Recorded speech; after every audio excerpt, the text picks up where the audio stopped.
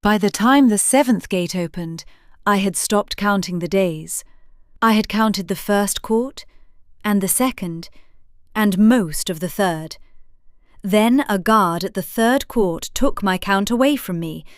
He did not mean to. He was just rough with my wrists when he lifted me down from the horse, and the part of my mind that had been keeping the days slipped out through the place where my collarbone met my shoulder, and after that, I let the count go. It was a small mercy. Counting had been telling me how long I had been someone's tribute.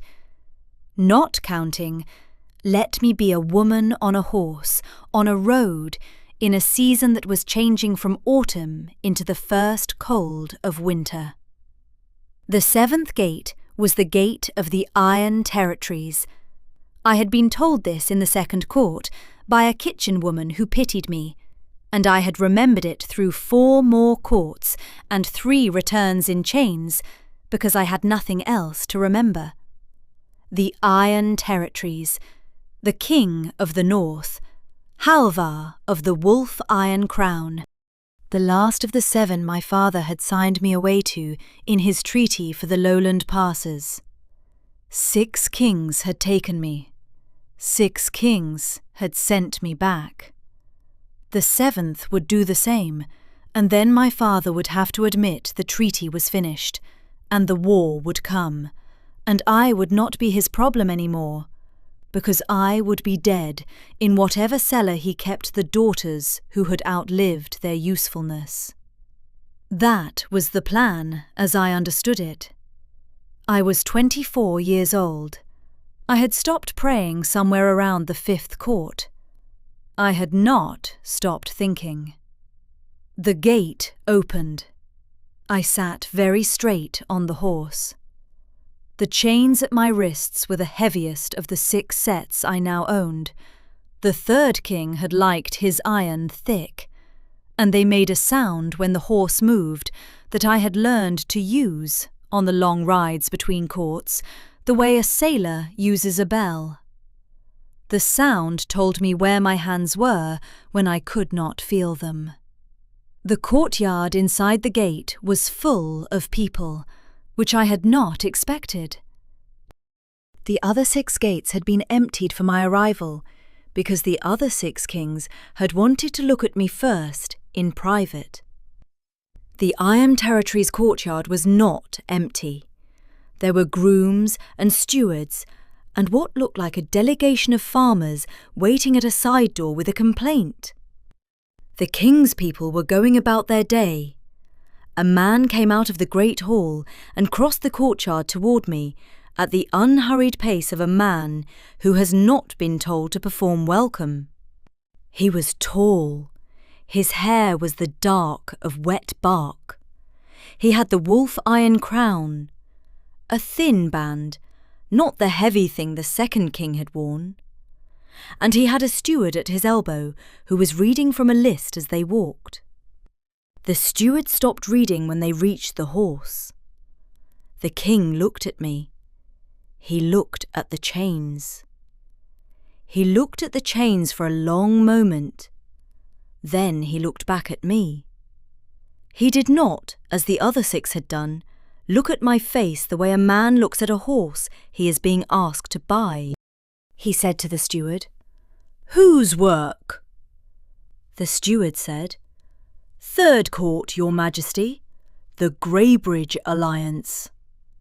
The king said, "Bring the blacksmith, not to the courtyard, to the kitchens, and bring the lady down from the horse with the same care you would use for my grandmother." He turned and walked back into the great hall. He had not greeted me.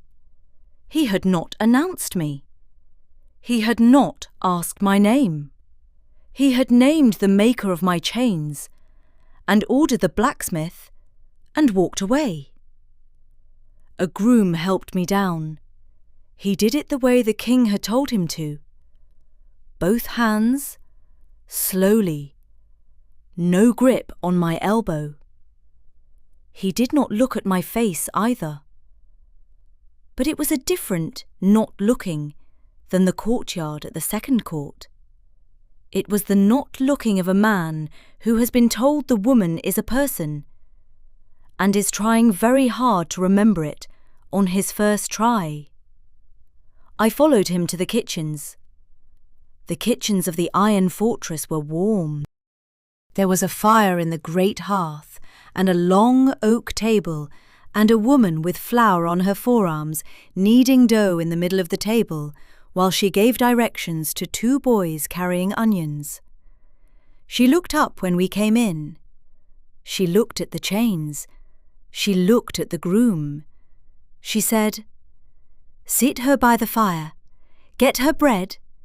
Tell the blacksmith to use the small chisel. She has been worn raw at the second knuckle. I can see it from here." The groom said, "Yes, Mistress Brenner." I had not been called the lady by anyone in 3 years. I sat down by the fire. Mistress Brenner brought me bread and warm milk with honey in it, and a small bowl of stew I did not believe I was about to eat. She did not speak to me. She let me have the fire and the bread and the dignity of being unobserved. The blacksmith came. He was an older man with white in his beard. He looked at the chains and then at my wrists, and he made a sound in the back of his throat that meant something I did not have the strength to interpret. He took the small chisel. He worked the iron at the third court hinges, which the third king smith had overset, and the chains came off my wrists in pieces, slowly, with a care I had not been treated with by anyone holding metal near me in 2 years. When the last hinge gave, I did not lift my hands. I sat with them in my lap. I looked at them. They were not the hands I remembered. Mistress Brenner said quietly, "Eat the bread, lady. The hands will come back." I ate the bread. The blacksmith gathered the iron pieces into a leather sack. He paused at the door. He said to no one specifically, "There are 5 more sets. The grooms found them in the saddle pack." Mistress Brenner said, "Bring those in too. The king wants them." The blacksmith went out. I lifted my eyes. I said, "He wants the chains." It was the first sentence I had spoken since I had crossed the gate. My voice came out thin. Mistress Brenner nodded as if she had been waiting for it. She said, "He wants the chains, lady. He has not yet told us what he intends to do with them. But he is not the kind of king who collects what other kings have done." I did not answer. I did not know what to do with what she had just told me. I did not see the king again for 2 days. I was given a room in the southern wing, with a window over the garden, and a door that locked from the inside. The lock was a detail I noticed. None of the other 6 courts had given me a door that locked from my side. A girl named Tova brought me food. She was perhaps 14, with a serious face. She did not ask me anything. She told me the names of the meals and the times the bells were rung in the fortress, and where the privy was, and that the bathhouse was open to me at any hour, because the king had said the lady would set her own schedule. She used the word lady the way Mistress Brenner had, as if it were a fact and not a title. I did not sleep. I had not slept through a night in 2 years. The bed in the southern wing was the softest bed I had been offered, and I lay on it the way a soldier lies on a field, fully dressed, on my back, eyes on the door. On the morning of the 3rd day, Tova brought a message instead of breakfast. She said, "His Majesty asks if the lady will come to the small library at the hour of the noon bell. He says you do not have to. He says if you do not come, he will not be offended, and the offer stands every day at the same hour, for as long as you wish." I went, because not going would have been a kind of answer, and I had not yet decided what my answer was. The small library was a room I had not seen before.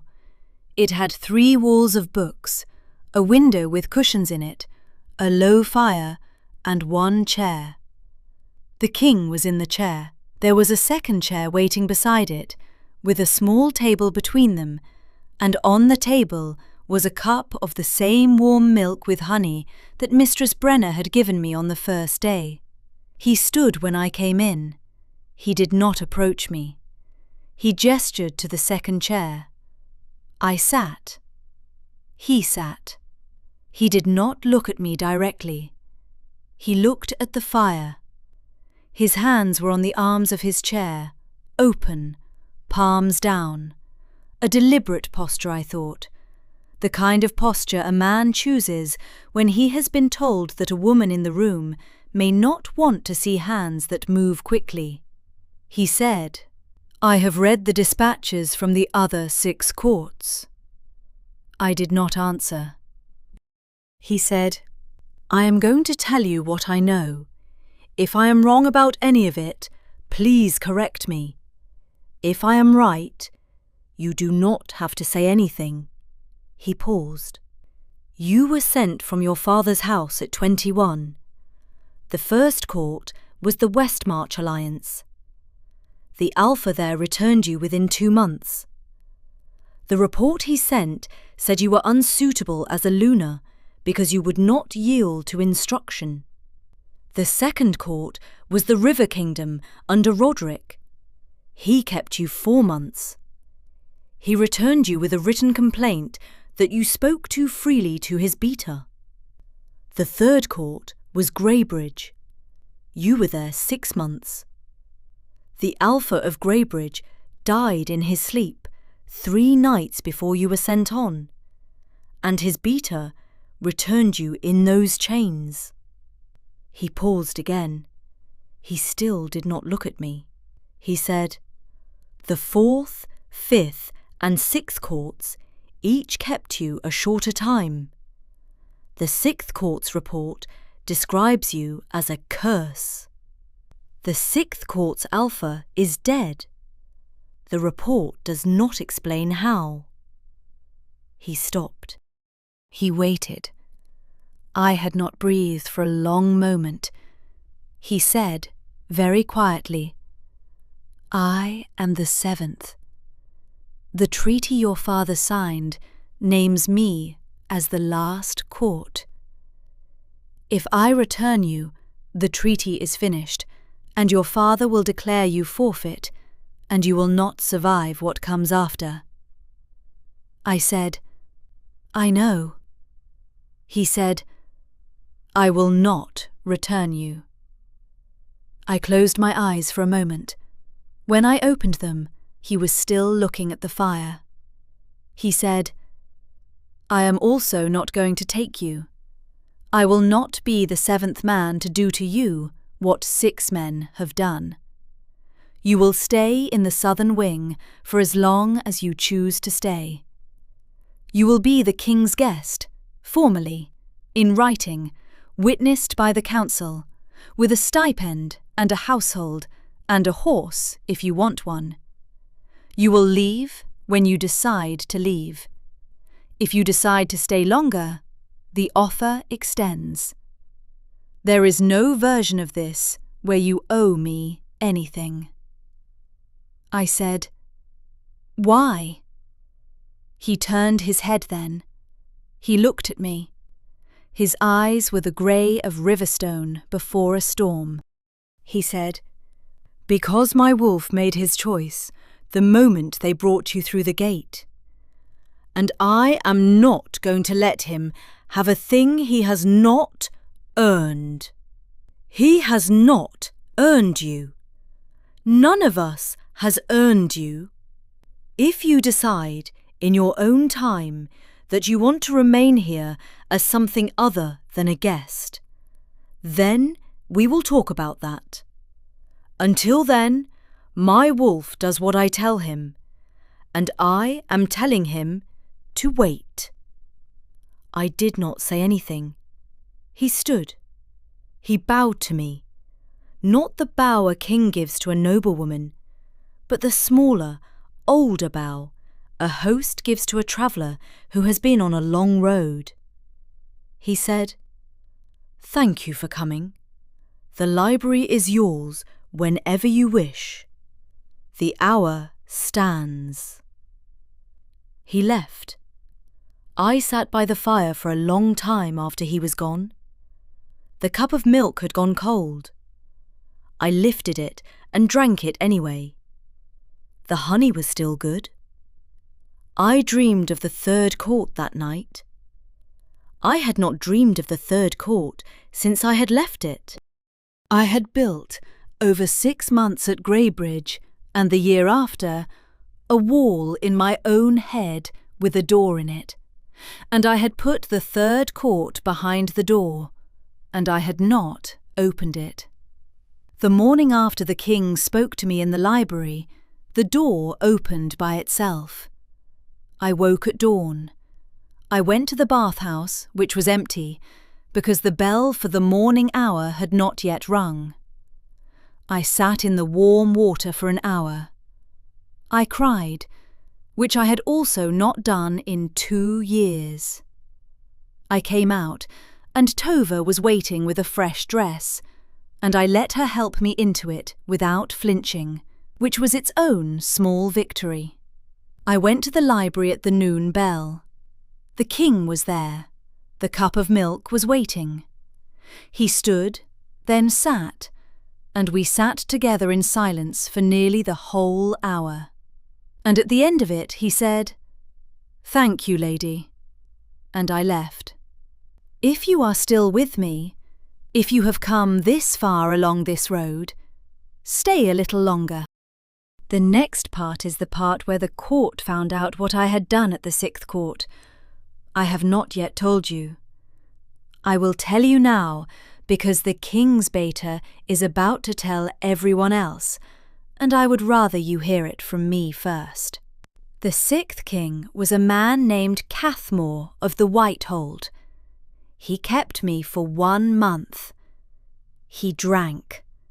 He did not, in the end, do to me the thing he had bought me to do, because on the 3rd week of the month he came into the chamber I had been given, and he told me he had decided to send me on to the 7th court, but he wanted, first, 1 night of what he had paid for. I was 23 years old. I had been in 5 courts. I had learnt, by the 3rd, what most kitchens kept on the high shelf for the rats and the cooking pots. I put it in his wine. I sat with him while he drank it. I held his hand at the end. He was not a kind man, but the dying did not deserve to be alone, and I had decided by then that whatever was being made of me, I would not become a thing that let a man die alone in his own room because he had earned it. His beta found him in the morning. The beta was not a fool.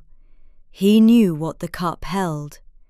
He also knew that producing a poisoned king at an inquest would cost the Whitehold its standing in the alliance forever. He had me sent to the 7th court in the 3rd king's chains, with a sealed letter calling me a curse and asking the Iron King to be discreet in his disposal of me. I did not know about the letter. I had assumed it said the truth. I had been waiting for the entire ride to the 7th gate to be hanged at the 7th court for what I had done at the 6th. The Iron King's beta, Asmund, opened the letter in council on the 4th day after I arrived. I was not in the council chamber. I learnt about it from Tova, who heard it from a kitchen boy, who heard it from one of the council pages. By the time I knew, The council had been arguing for 2 hours. Asmund had read the Whitehold's letter aloud. He had then read his own assessment of what should be done. His position was that the Southern Alliance would, within a month, learn of the 6th king's death and would demand that the Iron Territories return me to face an alliance inquest. To refuse, Asmund argued, would be to invite the war the treaty had been built to prevent. To shelter me was to risk every village from the lowland passes to the eastern ridge. The king had not spoken in the council. He had let Asmund finish. Then he had stood and said, "We will discuss this with the lady present," and walked out. He came to my room himself. He knocked. He waited. When I opened the door, he said, "The council has heard the Whitehold letter. They are asking me to make a decision. I will not make it without you. Will you come down?" I went. The council chamber went silent when I came in. Asmund was at the long table, a tall man, perhaps 50, with hair the grey of old slate. He looked at me the way the first king had looked at me. I had not been looked at that way in 2 days. I had almost forgotten what it felt like. The king said, "Asmund, repeat to her face what you have said to me." Asmund did not flinch. He said, "Lady, the council has learned what you did at the Whitehold. The Southern Alliance will use it against this kingdom as soon as they know it. I have advised His Majesty to return you to your father's house under the terms of the treaty. If he does not, the Iron Territories will go to war within the season. The lives lost in that war will be on you and on the king who chose to shelter you." I stood very still. I said, "Is this the council's position or yours?" Asmund said, "It is the position of the council." A councilman at the far end said, "It is your position, Beta. It is not mine." Another said, "Nor mine." 2 more spoke. The vote, when the king's clerk called it formally, was 4 against Asmund and 2 with him. The king said, "Beta, you are outvoted. The council shelters the lady. We will prepare for the Southern Alliance to come at us. Begin the preparations." He paused. "And Beta, the next time you bring a council matter against my house without first bringing it to me privately, you will be Beta of a smaller territory. Are we understood?" Asmund said, "Yes, Your Majesty." The king turned to me. He said, "Lady, the Southern Alliance will come. I will not pretend they will not. But you are not the cause of the war. The treaty your father signed is the cause of the war. We are merely the kingdom that refused to honour it. Do you understand the distinction?" I said, "I do." He said, "Will you stay?" I said, "Yes." The room held its breath. I said, "I will stay until I am certain you are not the 7th. The king's mouth moved briefly into something that almost became a smile, and did not. He bowed to me. He said, "That is a reasonable condition, lady. I accept it." The Southern envoy arrived 11 days later. He came under a flag of trade, not war. The Southern Alliance was not yet ready to fight openly.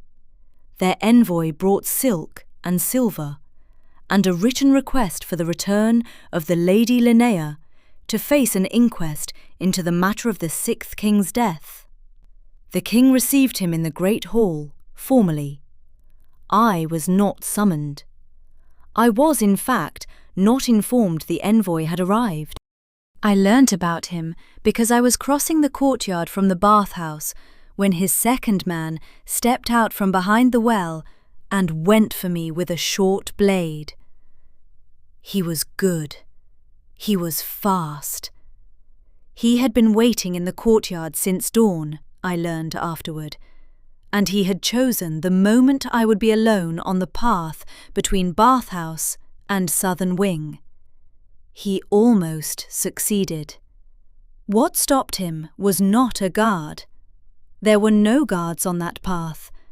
What stopped him was that the 3rd king's chains had taught me where my hands were when I could not feel them, and the 5th king's household had taught me that the wrist is the weakest part of any grip, and the kitchen at the Whitehold had taught me what to keep up the sleeve of a healer's dress. I broke his wrist on the 2nd strike. I had the knife from his belt before the blade hit the stones. I did not stab him. I put the knife to his throat and I said, very quietly, in the voice I had learned at the 2nd court, "Drop the 2nd knife, the one in your boot. Now." He dropped it. I sat down on the wellstone with the knife still on his throat, and I waited for the guards Tova had run for. The king came himself. He looked at the envoy's man, kneeling on the stones with my knife at his throat, and he looked at me, sitting on the well, and he did not say anything for a long moment. He said, "Lady, are you hurt?" I said, "No." He said, "May I take the knife?" I lifted it from the man's throat. I held it out to him, handle first. He took it carefully, as a healer takes a hand.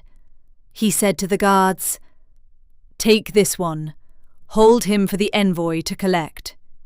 Send word to the envoy that the trade talks are concluded. He will leave by the morning bell, with his man in his own custody, and he will carry a letter from me to the Southern Alliance." The guards lifted the envoy's man and took him away. The king looked down at me. He said, "You did not need me." I said, "I have not needed any of you. That has been the entire problem." He looked at the knife in his hand. He looked at the wolf iron crown's reflection in the well water. He looked back at me. He said, "Lady, may I show you something? Not now, tomorrow, in the throne room, before the court." I said, "What?" He said, "Something I should have done the day you arrived. I have only just understood it." I said, "Yes." He went. I sat on the wellstone for a long time after he was gone. The morning was cold. I could feel my hands, which was a new thing.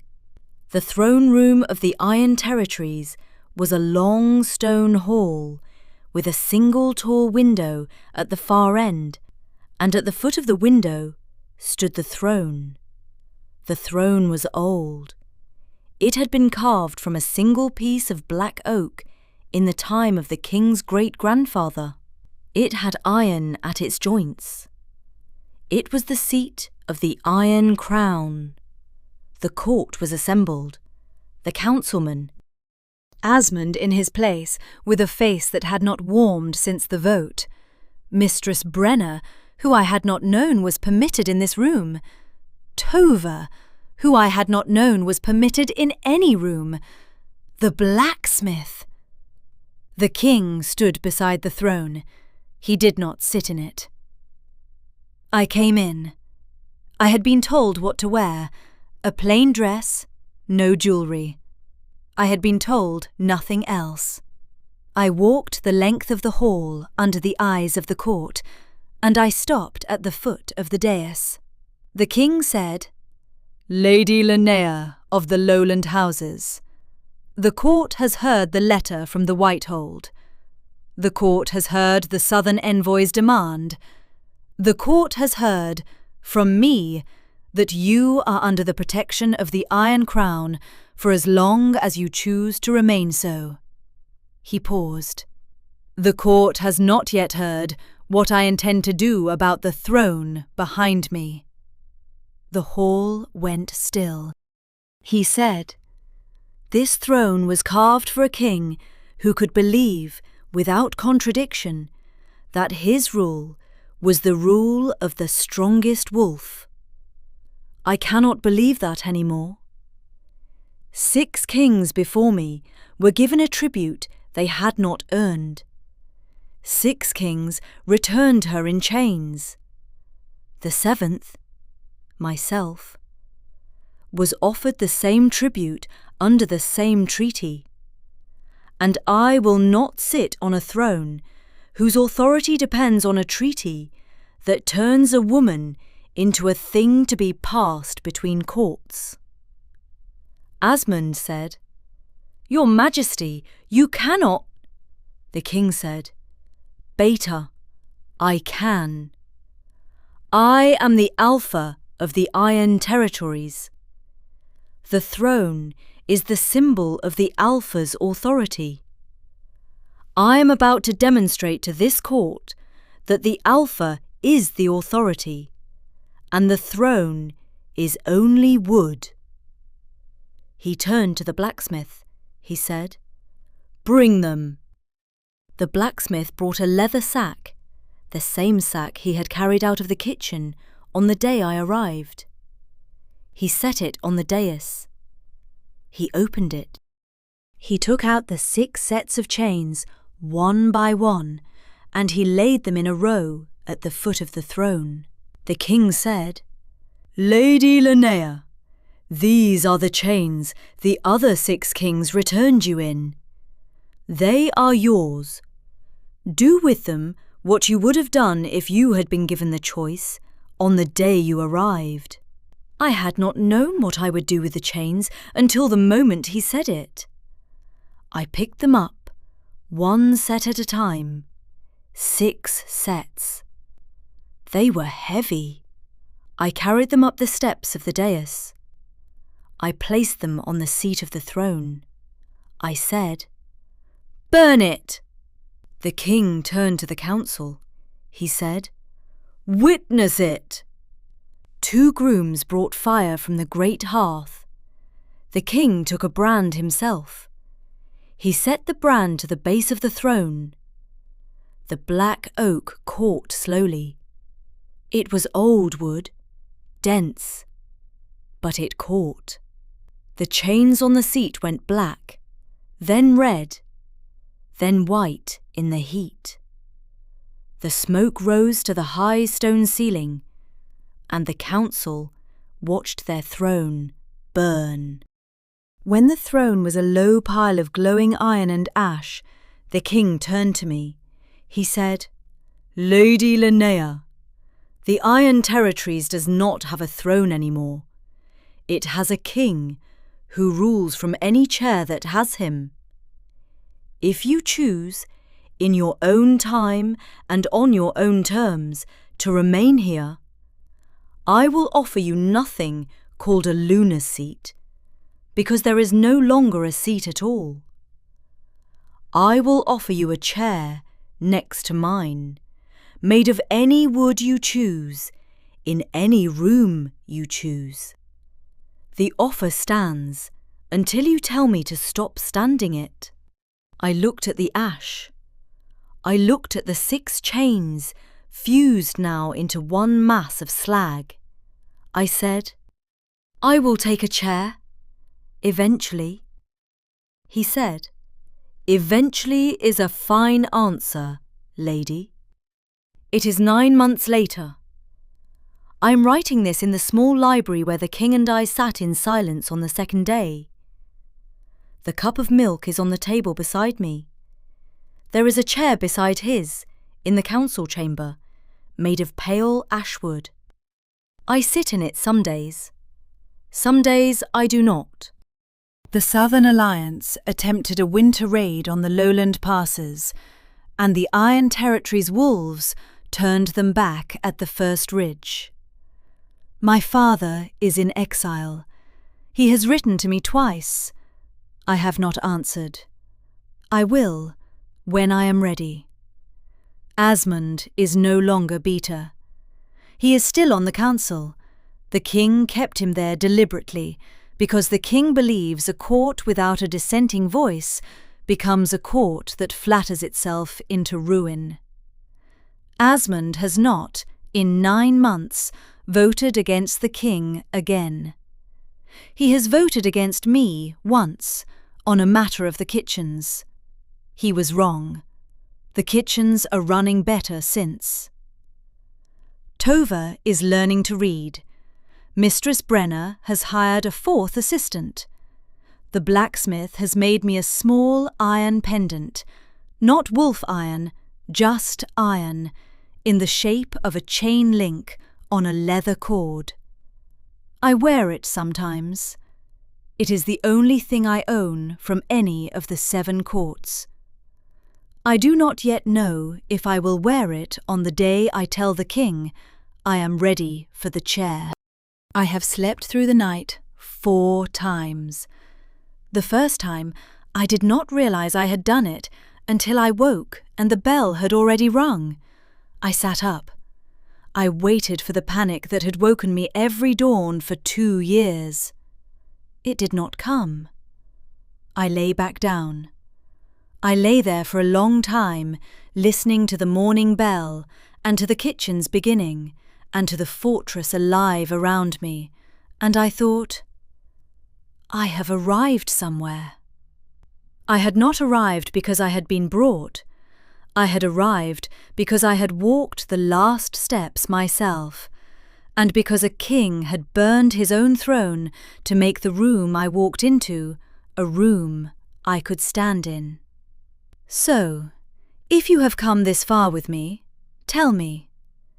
6 kings sent me back in chains. Did you, when you read the title, think the 7th would be the same? Did you think he would be worse? Leave it in the comments. I want to know what you expected. And if you would like to hear what came next, the chair, the day I told him, the morning the Southern Alliance finally came, follow along. There are more nights at this fortress. I am only just learning how to tell them. Stay warm.